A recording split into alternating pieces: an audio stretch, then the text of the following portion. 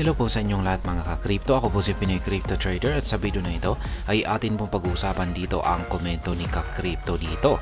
Kung saan ay sabi niya ay share ko lang guys. Isa sa mga malaki na kinita ko since last month guys is dog to the moon. Ayan, malaki raw ang isa lamang daw po sa kanyang mga malaking kinita nitong nakaraang buwan ay ang kanyang investment dito kay dog to the moon. Yan. Sabi niya rito ay ngayon ay kasama na siya sa top 100 at natalo niya na si Boom. Ayan. Kaya yun lang. Happy trading guys. Kaya ang galing ni ka-crypto dito. Ayan. Malaki. Sumabog po kasi talaga itong si Dog to the Moon. Kaya malamang ay nakabili po siya sa mababang presyo. Kaya dahil dyan ay kumita siya ng malaki dito kay Dog to the Moon. At ayan, bago po tayo magpatuloy ay nais ko lamang po munang bigyang linaw ang aking disclaimer kung saan ang nilalaman po ng video na ito ay hindi po ito isang financial advice. For education and information purposes lamang po ang layunin nito. Maliban po dito ay nais ko na rin pong magbigay babala na wala pong kahit anumang group chat ang Pinoy Crypto Trader. Ayan, mabuti pa si ka-crypto rito. Ayan, nagawa niyang kumita ng malaki dito kay Dog to the Moon.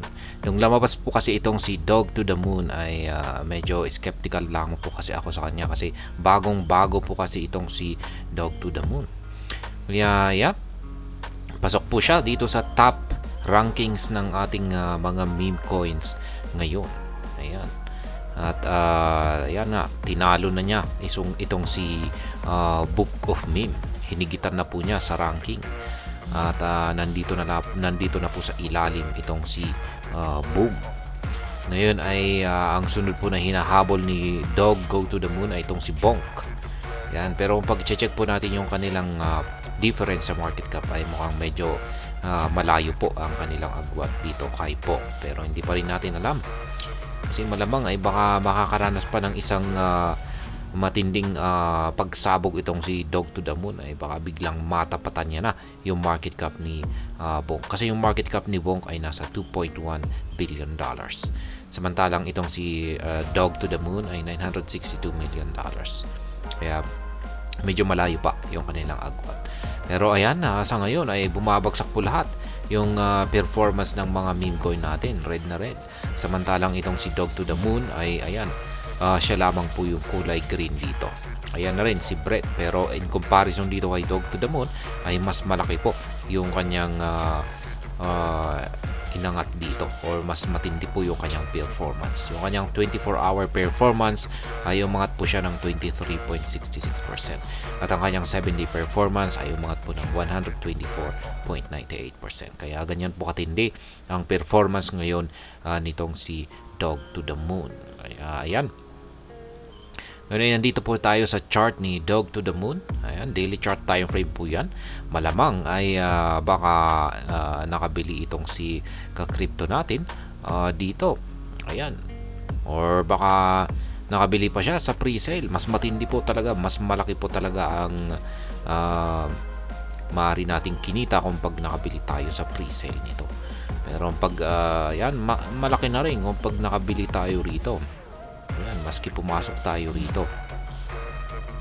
Ayan, hindi ko lamang po kasi pinansin kasi ayan, bagong-bago kasi itong si Dog to the Moon. Hinintay ko muna na mag-settle down ito bago ko pasukin ito. Pero mukhang ayan, nagpapatuloy po siya sa kanyang pagkangat. Kaya ayan, pumasok lamang po ako rito. Ayan, nung umangat na po siya rito sa nung June 1, ayan, pumasok po ako rito. Ayan. Kaya may isa po akong buy rito. Bumili ako rito sa support line natin dito na nasa 20 digits 8141. Yung basehan lamang po natin dito ay ang Fibonacci indicator. Ayan po siya.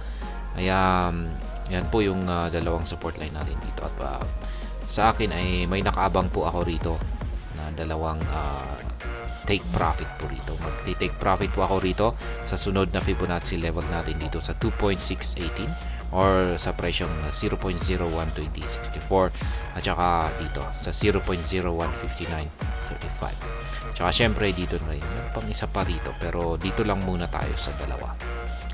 Pag mahihit po niya yung ating price target dito sa 0.012064, ay saka ako i-set up yung price target natin na sunod dito sa pinaka mataas na Fibonacci level natin dito.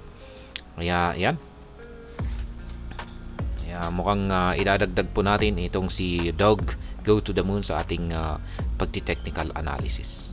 Yan, sa ating technical analysis sa mga cryptocurrency na ayan, ating tinitrade.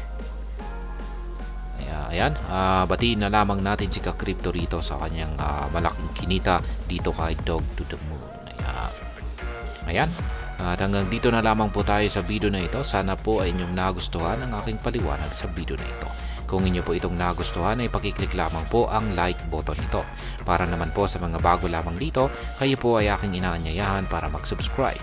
Pakiclick na rin po ang bell icon nito dahil ito po ang siya magsisilbing notification nito sa mga bago kong videos na akin pong ina-upload sa aking YouTube channel na ito. Marami pong salamat sa panonood. Ingat po tayo lagi at God bless po sa ating lahat.